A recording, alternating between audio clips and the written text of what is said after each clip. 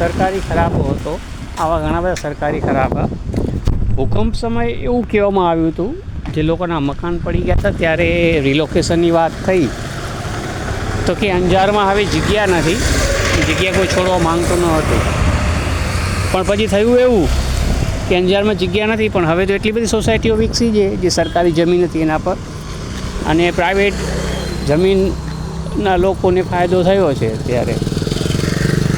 એટલે પુનર્વસનની યોજના થઈ નથી, પણ આવી રીતે જે રાજકીય મળતાવડાઓને બેનિફિટ મળ્યા.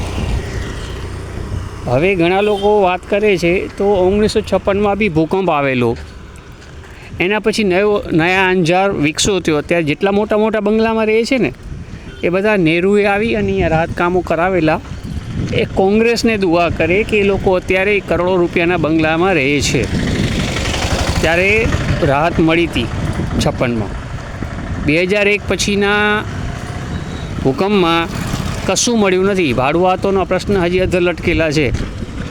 અને તમે ટાઉન પ્લાનિંગ જુઓ કેવી રીતે કરેલી છે, પાર્કિંગ જ નથી. અને સરકાર CNGની વાતો કરે છે. વિચાર કરો, ઉનાળાની અંદર CNG કોઈ બી વ્હીકલ પાર્કિંગ નથી અને રોડ પર પડ્યું હોય ટ્રાફિક જામમાં, ટેમ્પરેચર વધે, એક બેટરીવાળું વ્હીકલ પડ્યું હોય અને કાંઈ બી થઈ શકે. સ્મોકિંગ ઉપર તો કશું છે નહીં.